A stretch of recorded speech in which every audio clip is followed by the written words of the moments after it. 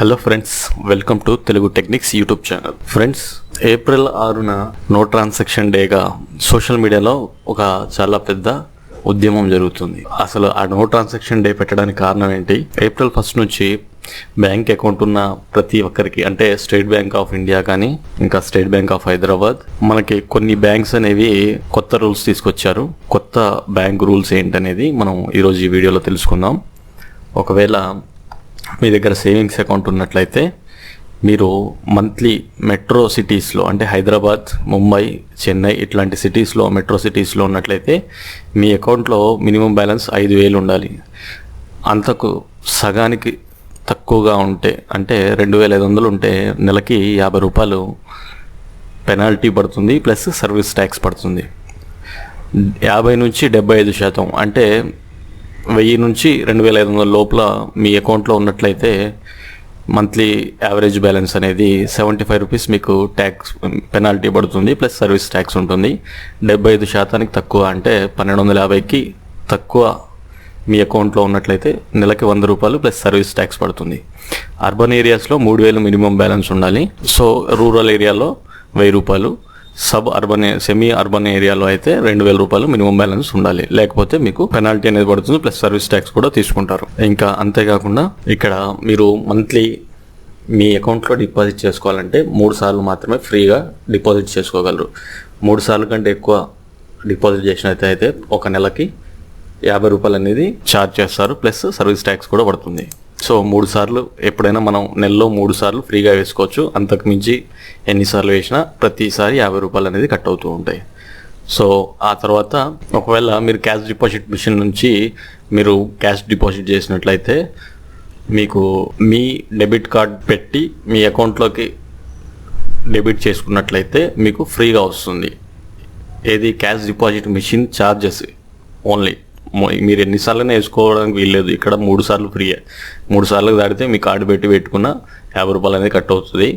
Third party debit card to third party అకౌంట్కి వేసినట్లయితే 22 rupees plus service tax. So cardless transaction అంటే card లేకుండా మనం కార్డ్లెస్ ట్రాన్సాక్షన్ చేస్తాం కదా, డిపాజిట్ చేస్తాం కదా సిడిఎంలో, దానికి కూడా 22 రూపీస్ ప్లస్ సర్వీస్ ట్యాక్స్.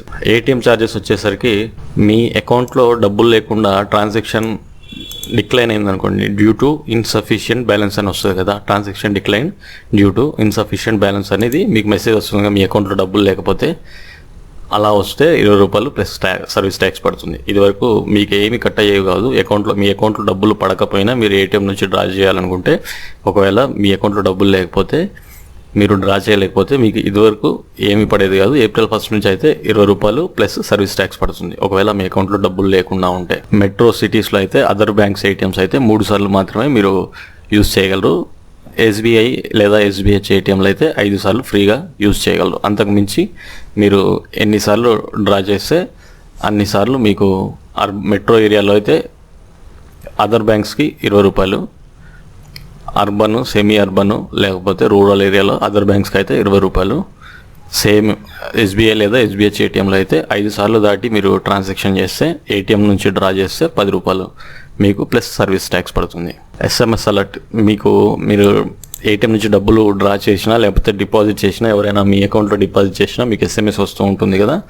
అట్లా మీకు 25,000 కంటే తక్కువ మీ అకౌంట్లో ఉన్నట్లయితే మీకు మెసేజెస్, ఎస్ఎంఎస్ సర్వీస్ ఇచ్చినందుకు 3 నెలలకు 15 రూపాయలు ఛార్జ్ చేస్తారు. సో ఈ విధంగా మనకి ఏప్రిల్ 1 నుంచి బ్యాంక్ రూల్స్ అన్నీ మారిపోతున్నాయి. మినిమం 5,000 రూపాయలు బ్యాలెన్స్ ఎవరు పెట్టుకుంటారు? ఎవరి వల్ల కాదు. అందుకోసమే దీనికి నిరసనగా ఏప్రిల్ 6వ తారీఖున నో ట్రాన్సాక్షన్ డే అని చెప్పేసి సోషల్ మీడియాలో ఇప్పుడు వైరల్ అవుతుంది ఆ క్యాంపెయిన్ అనేది. నో ట్రాన్సాక్షన్ డే అంటే ఎవరికి వాళ్ళు స్వచ్ఛందంగా ఎలాంటి లావాదేవీలు, నగదు లావాదేవీలు అనేది బ్యాంకుల ద్వారా కానీ, ఆన్లైన్ ద్వారా కానీ, ఏటీఎంల ద్వారా కానీ చేయొద్దు అనేది నో ట్రాన్సాక్షన్ డే. ఒకవేళ నో ట్రాన్సాక్షన్ డేకి ఎట్లాంటి స్పందన ఆర్బీఐ నుంచి రాకపోతే మళ్ళీ మరొక ఏప్రిల్ నెలలోనే 20వ తారీఖు తర్వాత మరో 3 రోజుల వరకు నో ట్రాన్సాక్షన్ డేగా మళ్ళీ చేయాలని చెప్పేసి సోషల్ మీడియాలో ఒక క్యాంపెయిన్ అనేది వైరల్గా స్ప్రెడ్ అవుతూ ఉంది. సో ఇది ఫ్రెండ్స్, ఈ విధంగా మనకి ఏప్రిల్ 1 నుంచి ఎవరికైతే స్టేట్ బ్యాంక్లో కానీ యాక్సిస్ బ్యాంక్, ఐసిఐసిఐ బ్యాంక్ ఇలాంటి బ్యాంకులో ఎవరికైతే అకౌంట్స్ ఉన్నాయో వాళ్ళందరికీ ట్యాక్స్లు కానీ పెనాల్టీస్ కానీ భారీగా పడే అవకాశం ఉంది. సో వాటన్నిటిని మనం తట్టుకోవాల్సిందే. ఒకవేళ మనం అకౌంట్ డిలీట్ చేయాలన్నా కానీ 500 నుంచి 1500 వరకు మనం అకౌంట్ విత్డ్రా చేసుకోవాలన్నా కానీ మనకి వాళ్ళు ఛార్జ్ చేస్తున్నారు. సో మనం అకౌంట్ విత్డ్రా చేసుకోవాలన్నా డబ్బులు కట్టాలి, డబ్బులు డిపాజిట్ చేయాలన్నా మనం డబ్బులు కట్టాలి. మనం డబ్బులు ఏటీఎం నుంచి డ్రా చేసినా మనకి డబ్బులు అనేవి పడతాయి. 5 కంటే ఎక్కువ సార్లు మీరు అమౌంట్ ఏటీఎం నుంచి డ్రా చేస్తున్నట్లయితే మీకు ప్రతిసారి 10 రూపాయలు పడతాయి. 3 సార్లు కంటే ఎక్కువ సార్లు మీరు డిపాజిట్ చేసినట్లయితే 50 రూపాయలు అనేది మీకు కట్ అవుతూ ఉంటాయి. సో ఇది ఫ్రెండ్స్ ఈ వీడియో నచ్చినట్లయితే లైక్ చేయండి. మీ అభిప్రాయాల్ని నో ట్రాన్సాక్షన్ డే గురించి మీ అభిప్రాయాల్ని కింద కామెంట్ రూపంలో తెలియజేయండి.